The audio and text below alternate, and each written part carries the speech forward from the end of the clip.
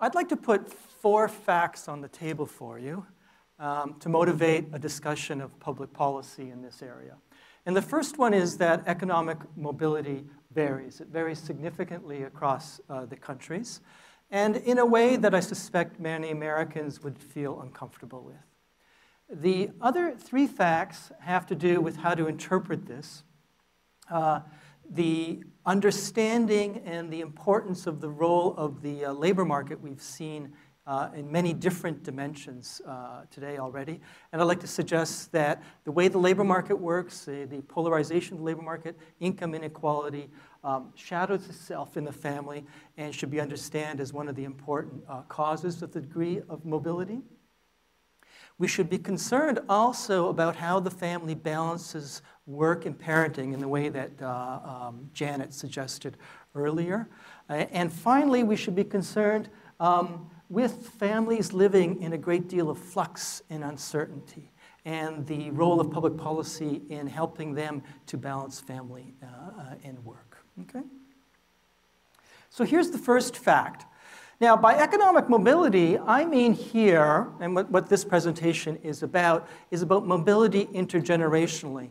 It's about the capacity of a child to become all that he or she can be without regard to the place or privilege of her parents. Okay? So I'm talking about things like the intergenerational transmission of poverty. Do poor parents tend to raise children that will be the next generation of poor? Similarly, will the rich see their children go up to be the next generation of the rich? And this is one often used measure that I've presented for you of this kind of degree of mobility. And the best way for me to explain it to you is perhaps through an example. Let's say your parents made twice as much money as my parents when we were growing up, 100% more than my parents. Then if we lived in countries like Peru, South Africa, China, Brazil, you would end up making 60% or even more than I did. On the other hand, if we were born in Denmark and your parents made twice as much as mine, in one generation, that 100% advantage would shrink to just 20%. You'd be only making 1/5 more than me, in spite of the fact that your parents were twice as rich. Okay? Now, this is sort of interesting, and Denmark sits at one end of the extreme here. But I'd like to suggest that there are some limits to this sort of statistic and how useful it is for public policy. First of all, it refers to a group of people who were born in the early 1960s, went to the schools of the 60s and 70s, the colleges of the 80s, and hit the labor market of the 1990s. So it tells us about families and labor markets and government policies for a group of people who've already become adults. And by necessity, we have to do that because we need to relate adult outcomes to family background. The second concern, though, is one wonders, given all the differences in demographics, in geography, in labor market institutions, in political processes, whether this is a useful set of comparisons. Try as we might, we will never turn the United States into a Denmark. So I'd like to suggest to you that we should perhaps focus our attention on 4 particular countries. And I'm going to suggest that that should be Canada, Australia, the United Kingdom, and the United States. So these are 4 interesting countries because the United States and the United Kingdom have an intergenerational degree of mobility of about 50% at the high end, and they're both high inequality countries. And Canada and Australia, if you remember from our graph, were sort of middle-level countries, relatively mobile countries. But all of these countries, I would argue, have a lot in common. Many of you know probably that the New York Times is distinguished by the fact that its digital platform actually moderates the comments that are submitted in response to articles. And so if you submit a comment to the New York Times, say in response to a Paul Krugman article, all of the trolls are eliminated. And so you get reasonably thoughtful conversations. And it turns out in the history of the Times, The comment that is most recommended by other readers, was recommended by 7,100 readers, comes from a fellow named Bob. Bob's from Calgary in the Canadian province of Alberta. And Bob was responding to a Paul Krugman article where Krugman in September of 2010 wrote about the anger of the rich, the fact that they have to pay taxes.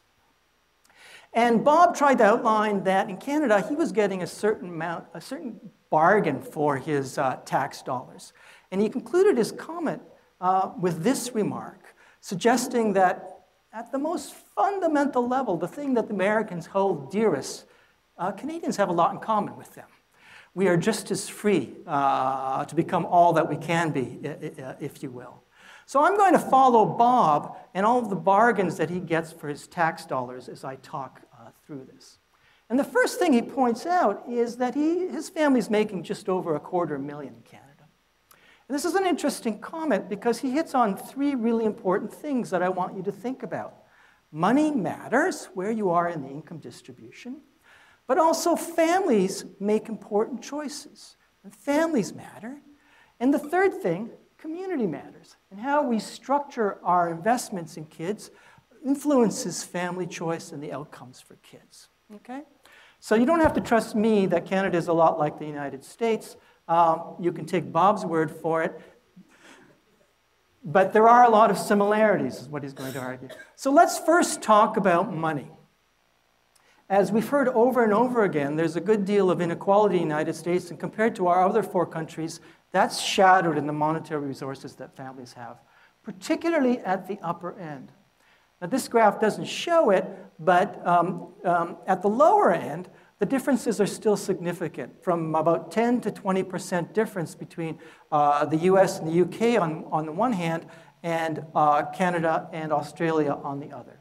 So these are median family incomes organized by the measure of status that I'd like to push through this presentation.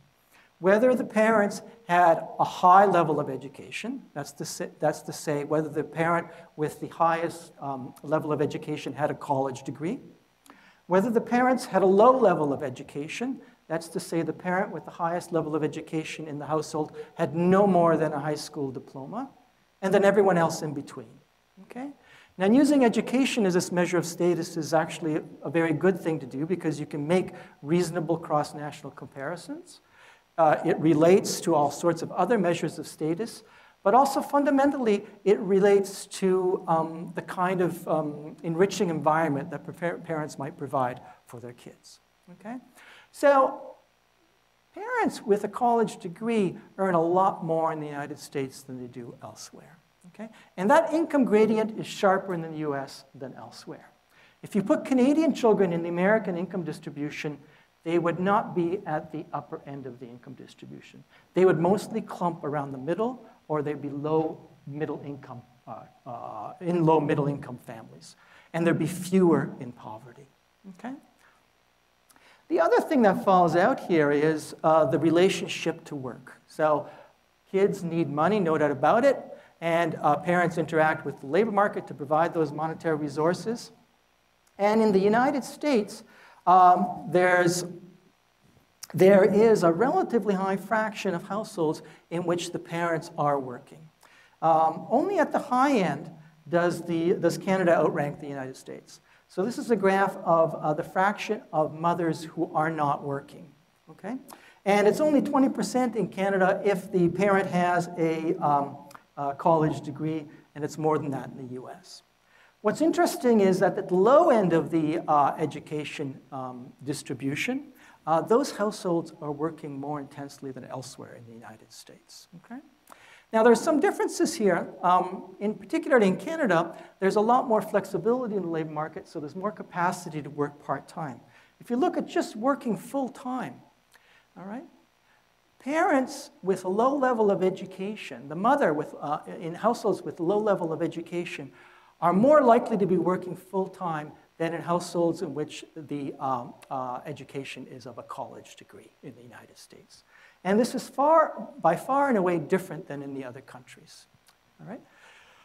There's just less time to be engaged in the household activities. And one wonders then who can compensate for that by substituting other resources that they can spend money on, and who can compensate for that by having society pay for the other resources to help raise the kids. So there's more intensity of work in the United States across the board, particularly at the lower end. Now, and this is what Bob is alluding to when he's talking about the relatively generous leave policies in these other countries. Particularly in Canada, through the unemployment insurance system, parents have a right to 1 year off of work to spend with their newborn child. And there are other sorts of leave policies as well. But the other thing Bob points our attention to is the kind of stresses that the labor market can put on the family, all right? And for me as a labor economist, that's the causal direction. And so I'm not understating the importance of the family, but it's important to understand how it links with the labor market. In the US, the family is a very different thing. And we saw that earlier, I think, or Anna just alluded to teenage fertility rates. Teenage fertility rates are much higher in the United States across the board, okay? And the gradient is much steeper. Now, those rates are falling, but they still stand out internationally. That's some significant fraction of families, that's how the kids start their lives, all right? By the time a child is 4 or 5 years old in the United States, about half of those children, if their parents were at the lower end of the income distribution, are not living with both biological parents. All right? Now, this is a gradient that's pretty severe in all of these countries, but it starts off higher in the other 3 comparators and doesn't fall as low. There is a great deal of flux in family structure across the board, and particularly in the US. And finally, with respect to having at least one parent who is an immigrant, all of these countries are important immigrant-receiving countries now. That's why it's another interesting group to compare. I mean, Denmark is not like this, for example. But the nature of the immigration process is very different. In Canada, historically, immigrants were selected to come from the higher skill groups. And you sort of see that in Canada, that of all of the children whose parents had a college degree, over a third of those kids in Canada, okay, have at least one parent that's an immigrant. And in Australia, it's even higher. In the United States, the pattern is at the other end, okay? Most of the children who have parents with low parental education, almost 30% are in immigrant families. Now, these can be very stable and very well-functioning families, but then one wonders how they also connect to the whole set of other community resources that are important for a child's development. Finally, Bob talks about another great bargain in Canada, and that's the healthcare system. So healthcare is important certainly for the child in and of itself, but also for the whole family, and the healthiness of the mother and the parents also matters. And so the self-reported health status of mothers, for example, is very different in the United States than in Canada or Australia. In Canada, there's virtually no gradient in the proportion of mothers who say that they are just in fair or poor health. Whereas in the United States, there's a clear gradient, and it rises very significantly for low-educated families. So in the United States, along many dimensions, with regard to the relationship to work, with regard to income and accessing other resources, a lot more is being asked of the least advantaged. Finally, I've got a graph on just sort of the quality of the parenting style, and it's very hard to get comparable measures of this across countries. But being read to is something that's often used by researchers, and you see that Canada stands out here, although the US doesn't. So this is if you will, I'm concluding on the non-monetary investments that parents are making in their kids.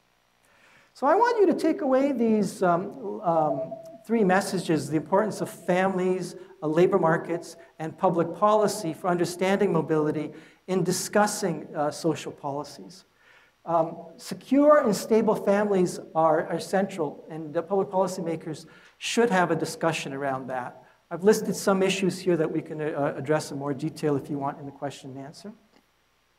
We should think about making work more convenient for families rather than making families convenient for the workplace. And governments and communities across the world have made different choices in how to balance work and family.